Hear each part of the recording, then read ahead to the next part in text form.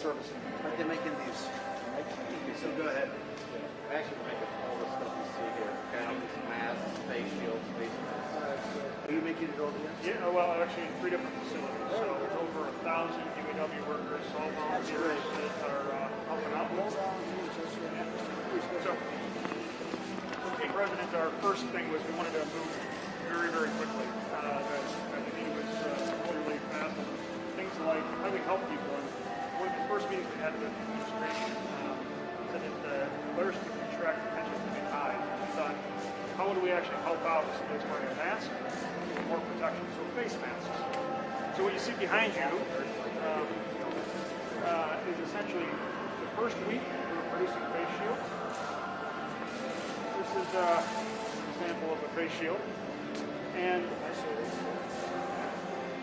Anything unique about this? It provides yeah.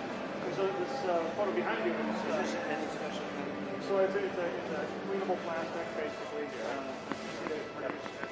This is 4 weeks later. They give you a sense of scale.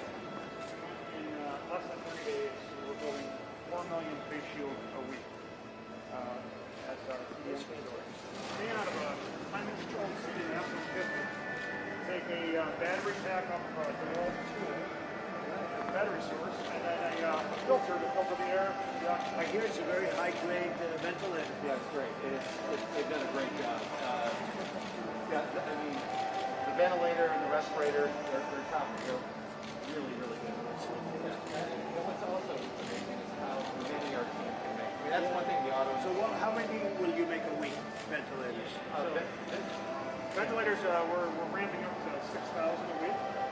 So, folks, it's 6,000 ventilators a week. Think of that. From a running start, which wasn't much of a run, actually. So we had very few in this country, almost none. We were not in that business, and now they're making thousands a week. Great thing. So what about this? So we've built 32,000 of these already. Wow. So we'll be going to build 12,000 a week. Is that foolproof, would you say? So basically, this is the maximum protection for an Maximum. Maximum. It basically blows filtered air, filters out the virus, filtered air over the occupant space. So if they're in a large ICU ward, or they're in one of these makeshift ICU wards, there's a lot of the virus that could be in the air. This would give them the maximum protection. We did that actually. Good.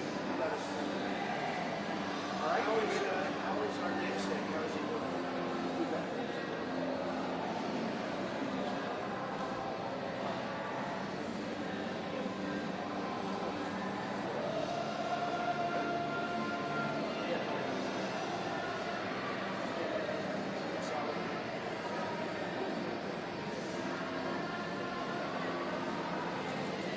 This is it? This is we have. There you go. This is yeah, me. This is me.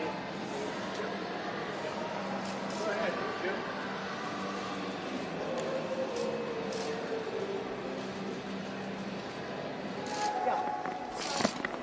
My question to you is this. Thanks to all the work of manufacturers like Ford and Who are you with? I'm Carol Kane with CBS in Detroit. And Good, Great good, very good. Welcome to Detroit. My question to you is this.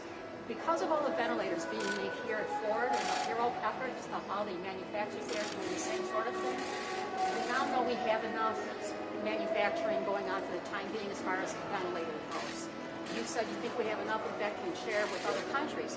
My question to you, sir, is looking 6 months from now, a year from now, how much do we need to keep back in our stockpile to keep us safe? Yeah, we were just talking about it. We have a very big stockpile right now, and we're building it bigger, and we're helping a lot of other countries. Nigeria, we just sent 1,000. We have various countries, France, Spain. We have a lot going to Italy. We have a lot going to a different, probably 15, 18 countries. They're calling us. We had the capacity to do this. Nobody else did. So every state now has more than they need, and our stockpile is totally full. We have a tremendous amount.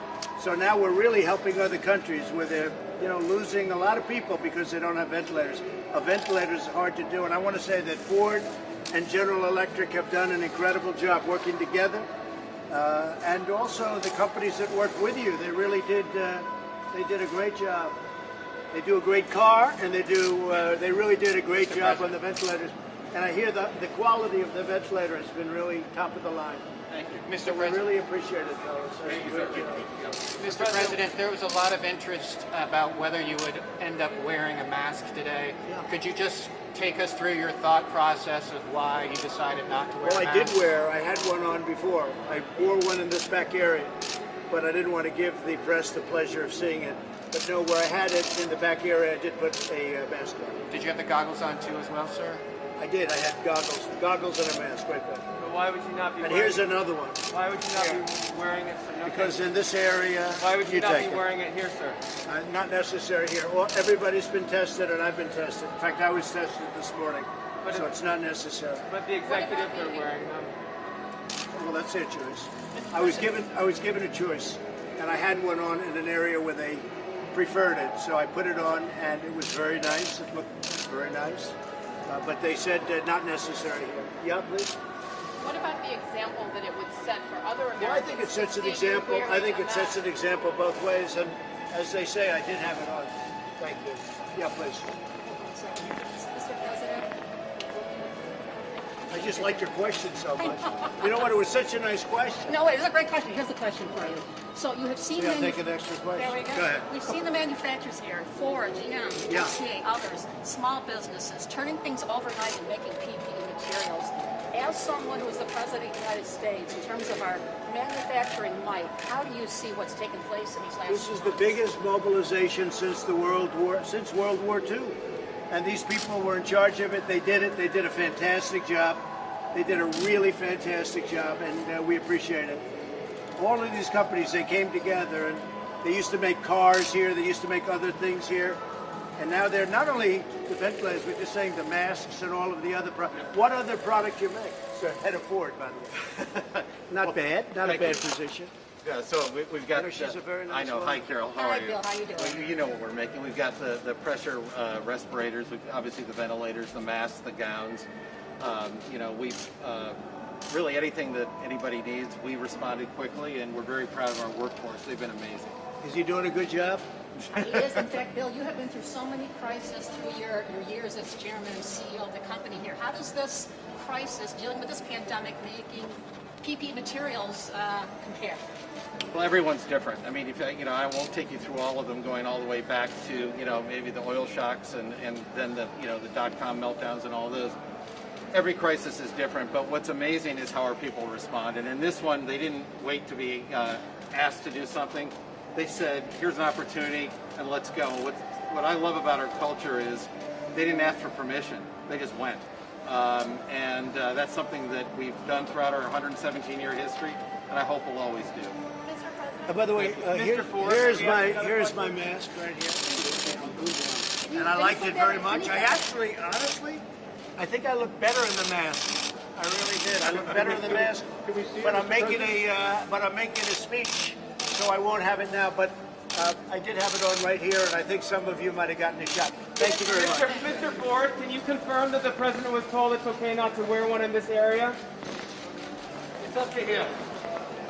The Secretary of the Treasury said there is a strong likelihood that we'll need another fiscal stimulus. To your thinking, what shape would that take? I think we will. I think we're going to be helping people out. We're going to be getting some money for them during the artificial, because it really is. It's an artificial closure. And now we're going to be able to open it up. This isn't like for long-term problems, and it takes years and years to have it come back. The Depression took 12 years, 14, 15 years. We're going to be back next year, maybe even in the fourth quarter. In a few months, we're going to be back.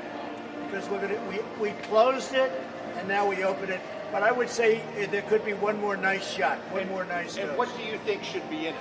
Well, I'd let you know, and I know exactly, but I'd rather do it at the appropriate time. We know what payroll Today tax we're cut. celebrating these great companies doing ventilators and other equipment, but we have a very, very specific plan, and it'll be great for the American people, and our economy is going to be back soon, and Ford and General Electric and these great companies that helped us so much in a time of need, they're going to be very happy.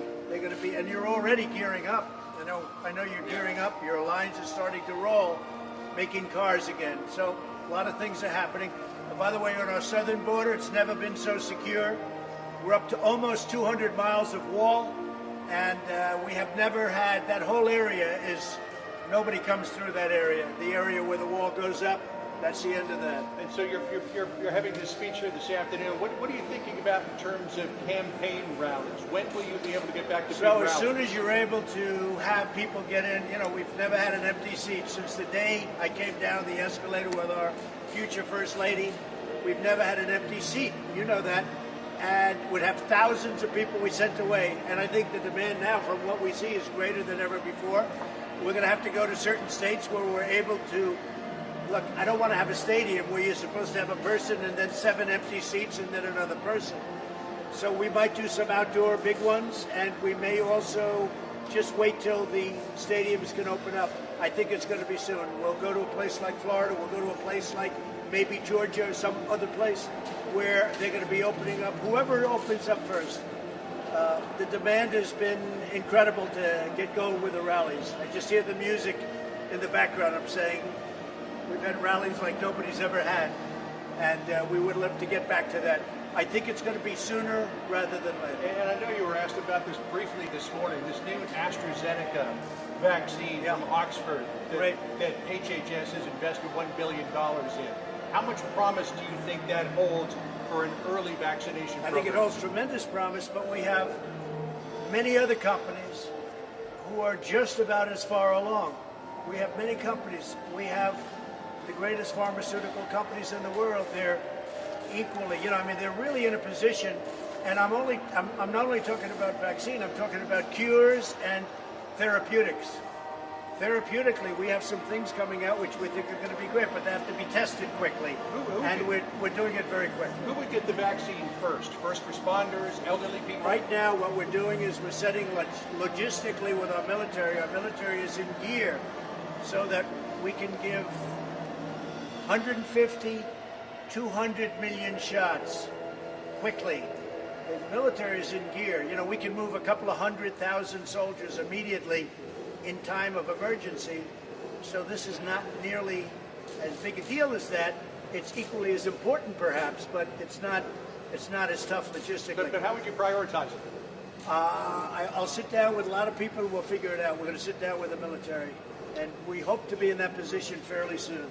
So rather than having the vaccine, doing the test, and then starting to gear up, we're taking a risk because, you know, it could be that if something happened, but I don't think that's going to be. But in addition to that company, we have other companies that are very far advanced. And also, don't forget, therapeutics and cure. We're talking about a vaccine in this case, but therapeutics and cure. I mean, frankly, that's my first choice because that would take care of people that are in trouble right now. Okay? Mr. President, on the issue of testing, there's been questions about whether you're satisfied or not with what the CDC is doing, the work they're doing, particularly the director, Dr. Redfield. Can you address that? Are you satisfied with I think the they're work doing a the good CDC? job, a really good job in a very complex situation. You know, we started off, nobody knew what the virus was. It came in from China. Nobody knew what it was. And frankly, I think they've done a really good job. I'm very happy about it. A lot of other people think they've done a lot of, you know, great work. We're now up to, and this is beyond even CDC because we've done it between Jared Kushner and a lot of geniuses coming in from Silicon Valley and a lot of people, these companies where they could make ventilators and all. Look, what we did with ventilators is incredible because we geared up in a short period of time through General Electric, Ford, they're represented here at the top level, through other companies. We were at Honeywell the other day, they make masks. Who would think Honeywell is making a mask? But that's what they're making now, is a mask. It's a very high-tech company. You know, they make the dashboards to an airplane and lots of other things, and now they're making masks. Our company's geared up so quickly, so fast. Honeywell opened a plant in 3 weeks, from literally zero to open making masks in 3 weeks. It's been an incredible achievement. There's never been anything done like this since the end of World War II. You said a number of weeks ago, we can't let the cure become worse than the disease. Where are we in that calculus? I think I was the first one to say it. I don't know. Would you say that I was the first one? But you can't let the cure become worse than the problem itself. Where are we? I think we have to. I think the governors have to start up. We now know the disease. We know the weaknesses and the strengths. We know that older people are affected gravely, and younger people are not affected gravely, frankly. You look at the statistics, it's incredible. And we know that we have to protect some people much more so. I think a lot of the governors have done a very, very poor job on nursing homes, but they've done a good job on other things. I know every governor. I can grade every governor. But we've made a lot of hero governors. We've done a great job for the governors, and my relationship with them in almost all cases is very good. And remember this, one of the beauties we were just talking about, not one person who needed a ventilator didn't get a ventilator. But with another 2.4 million people claiming first-time unemployment insurance benefits today, how close are we to the cure being worse than the disease? I think that a lot of these states are going to, the ones that are sort of sticking to a certain very rigid pattern, I think they're going to stop. I don't think the people are going to stand for it. This is a country that's meant to be open, not closed. And we did the right thing, John. We saved millions of lives, millions and millions of lives. You would have had anywhere from 1.5 million to 2.5 million, 3 million lives. Think of it.